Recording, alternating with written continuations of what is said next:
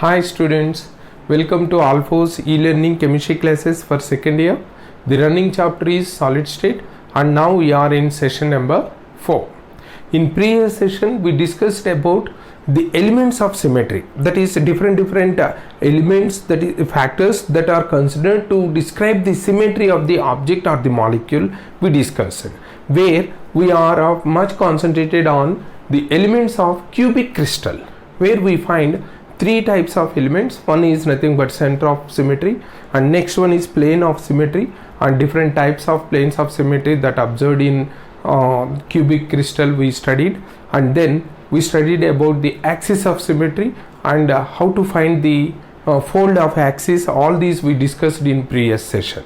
Clear? And now after learning the symmetry, that is nothing but learning the elements of symmetry is nothing but learning the symmetry that can be observed or that can be guessed in different crystals. Now we are entering into the classification of the crystals.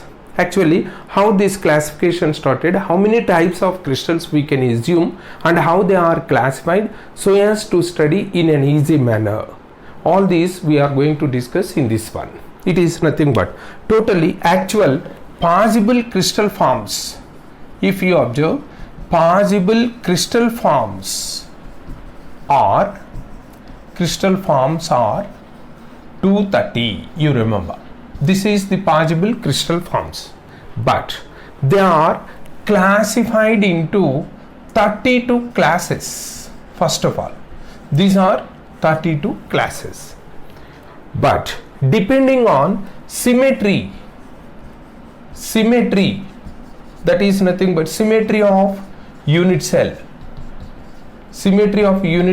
in crystal, these 32 classes are further condensed into 7 basic crystal systems. You remember, so this is actually, even though there are 230 possible forms of crystals, they are classified into 32 classes, and depending on the symmetry of the unit cell, that is symmetry, how we can get it is, the symmetry is nothing but with respect to crystallographic parameters. First of all, we should know what is crystallographic parameters. As you know, the study of crystal solids is nothing but crystallography. And now that crystallographic parameters, they are nothing but, the crystallographic parameters are generally two. They are nothing but the edge lengths, that is edges, and second one is angle among different, that is axis. As we know, the crystals are nothing but three-dimensional arrangements. When three-dimensional arrangement, automatically x, y, z axis are there, and the lengths of that is nothing but edge length for the cube or any crystal, and then the angle among these different axi is nothing but the angle that is considered as the parameter for crystallography. Clear? And now first of all, we have to go how we are representing these edges and the angles. After learning that, how the symmetry is useful in making these 32 classes into 7 basic crystal systems. These basic crystal systems are nothing but purely depending on the crystallographic parameters. Is it not? And now let me draw here these related to these edges and angles. Actually, in crystallographic parameter, edges are represented as A, B and C.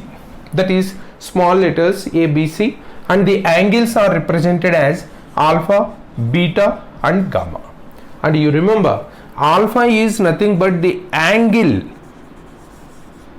between y and z axis, beta is angle between x z axis, and gamma is angle between x and y axis. It is very important because in all standards we are considering, that is nothing but the conventional representation is like this. That's why you have to remember edge lengths are A, B, C, And now related edge lengths ABC, A is nothing but related to x-axis and B is related to y-axis and then C is related to z-axis. Clear? And now these angles you have to remember. This angle, that is nothing but angle between YZ is alpha and angle between XZ is beta and angle between XY is gamma.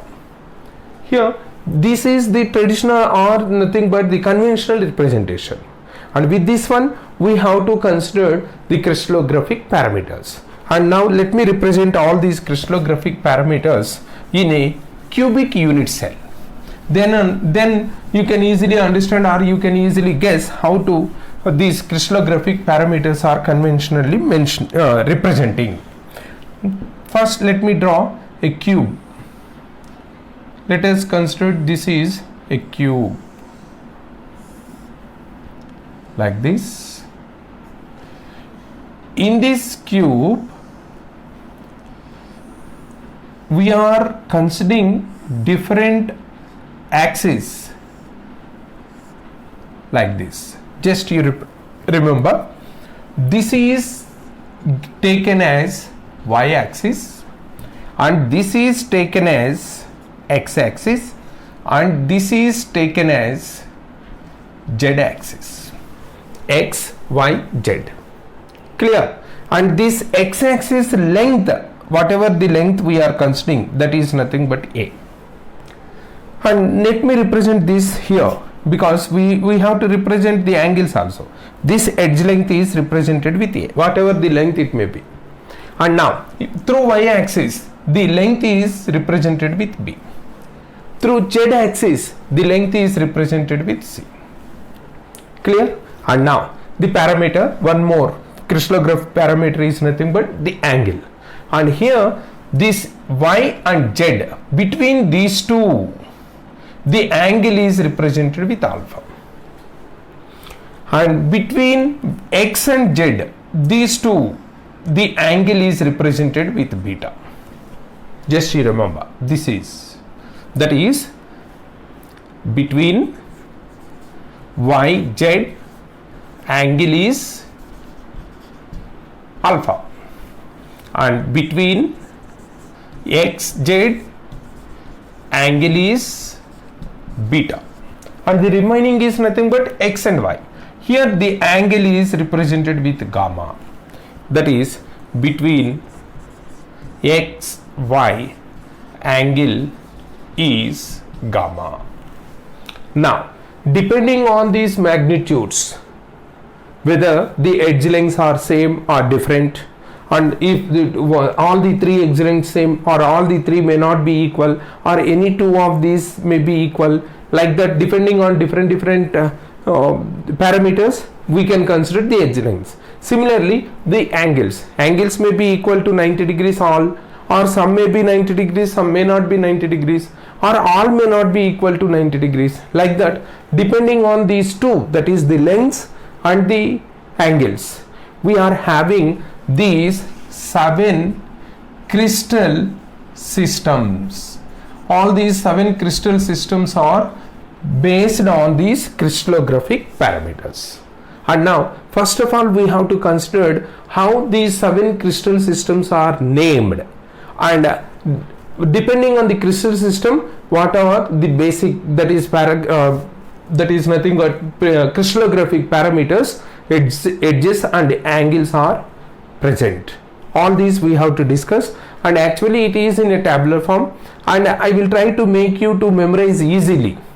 In an easy manner you can memorize some sort of these parameters, but what you have to by heart from your NCERT textbook is nothing but you have to go for different examples for different types of crystal systems. Clear? So after learning these crystallographic parameters related to different crystal systems, one more thing what you have to do is you have to select few best examples for each type of system, and you have to note it and then you have to study it. Clear? And now let me consider all these 7 crystal systems. And a simple manner, in a logical manner, how to memorize is the crystal system, 7 crystal systems, when we are of considering the first letters. This is, now let me, this is serial number and it is crystal system, and then it is edges, then it is angle, and one more what you have to remember, example. You remember, I am not writing any example, one or two examples if I have in my mind I can write, or otherwise you have to write from NCERT textbooks. Clear? And now here let me give, it is serial number 1 2 3 4 5 6 7 crystal systems. First, for easy memory purpose, I am writing the first letter of these different crystal systems. They are nothing but C T O H R M T. C T O H R is empty. Simple. C T O H R M T. You can easily memorize this. Clear? And now let us abbreviate this. C is nothing but cubic. It is cubic. T is representing tetragonal. It is tetragonal. And then O is orthorhombic. You remember, orthorhombic, or this can also be represented as rhombic crystal. H represents hexagonal. It is or rhombohedral. Don't get confused between rhombic and rhombohedral. This rhombohedral, otherwise known as trigonal crystal. And then M is nothing but monoclinic, and T is representing triclinic. These are different 7 types of crystal systems. C cubic, T tetragonal, O orthorhombic or simply rhombic, and H hexagonal, and then R is rhombohedral, otherwise known as trigonal, and then M is monoclinic and T is triclinic. Clear? I think it is easy to memorize, and you have to remember, because we are going to approach, or we are going to keep in our mind or memorize in an easy manner for all these crystallographic parameters. So it is in an order. For that purpose, we have to by heart, or you have to keep in your mind this order. Simply C T O H R M T. Clear? And now let us move to the next, edges. Here the edges of cube, A is equal to B is equal to C. And whereas, just you remember, up to 5, these will become reverse of reverse.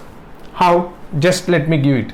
A is equal to B is equal to C, and here A is equal to B, but it is not equal to C. And then this is A is not equal to B is not equal to C. Then what happened? A reverse of that. What happened to this? A is equal to B is not equal to C.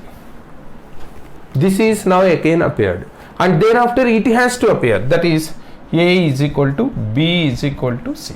Just if you observe, my dear students, it is ABC, A is equal to B is not equal to C, and A is not equal to B is not equal to C. Again this will be becoming reverse. Clear? And now what happened to these two? These two are nothing but, in both these two cases, the center system, that is A is not equal to B is not equal to C, will appear. Here also A is not equal to B is not equal to C will appear. In both these two systems this will happen. Clear? And now coming to angle. In these 3 systems, just you remember, first 3 systems, that is nothing but all these 3 systems which are cubic, CTO, cubic, tetragonal, orthorhombic. In these 3 cases, alpha is equal to beta is equal to gamma is equal to 90 degrees. Simply you can easily memorize this.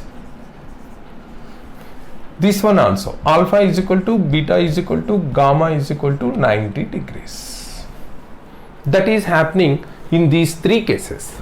And then it is starting alpha is equal to beta is equal to 90 degrees, but gamma is equal to 120 degrees.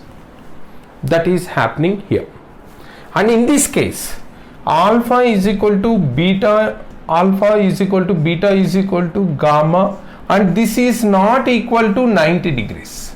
Or all these edges are equal, but the angles are not equal to 90 degrees. Clear? That is happened in rhombohedral. And then in this case, alpha is equal to gamma. Here just you observe, alpha is equal to gamma. This is equal to 90 degrees, but beta is not 90 degrees. That's why I ask you to memorize all these alpha, beta, gamma angles between which axis they are, because depending on that we are changing the angles. Now beta is the angle between x and z. That angle is not equal to 90 degrees. These two, alpha and gamma, that is xy and yz axis, between these two angles, the angle is 90 degrees. That is between xy, the angle is 90 degrees, and yz also the angle is 90 degrees, but between xz the angle is not equal to 90 degrees. Clear? And the last one, easy to memorize, it is nothing but alpha is not equal to beta is not equal to gamma, and it is not equal to 90 degrees. That is angles and edge lengths, all these are different for different. All the crystallographic parameters, there is no similarity among these crystallographic parameters. Clear? And here these cubic, for cubic the best example is NaCl, what we are of regularly studying. And for hexagonal also we can easily memorize, because it is graphite. And when graphite is hexagonal, because graphite structure has hexagonal layers, is it not? So you can easily memorize. And for cubic, one more example is diamond. And then rhombohedral or trigonal best example is KMnO4, what we are using as the best oxidizing agent in most of the cases. Is similar to that. A pair of that KMnO4 is nothing but what we are studying in D block element is nothing but K2Cr2O7. That K2Cr2O7 is the best example for triclinic. That is, in K2Cr2O7 no crystallographic parameter will be observed having similarity or equality. Clear? And along with this, one more familiar acid H3PO4 is also the best known example for triclinic. Clear? And now in case of this hexagonal, ice and quartz, these two are exhibiting hexagonal as well as monoclinic structures. Hexagonal and monoclinic structures are observed in case of ice and quartz. Just you remember this. For all the remaining you have to collect the examples. That is about the crystallographic parameters that are related or that are considered for the classification of these different crystal forms into 7 crystal systems. Clear? And later on, Bravais, one scientist, considered the mathematical applications or analysis of these different three-dimensional orientation, or that is nothing but arrangement of unit cells in crystals, and also the identical shapes among these three-dimensional orientation in crystals, and by applying the crystallographic fundamental laws he showed that this is Bravais. Bravais followed mathematical analysis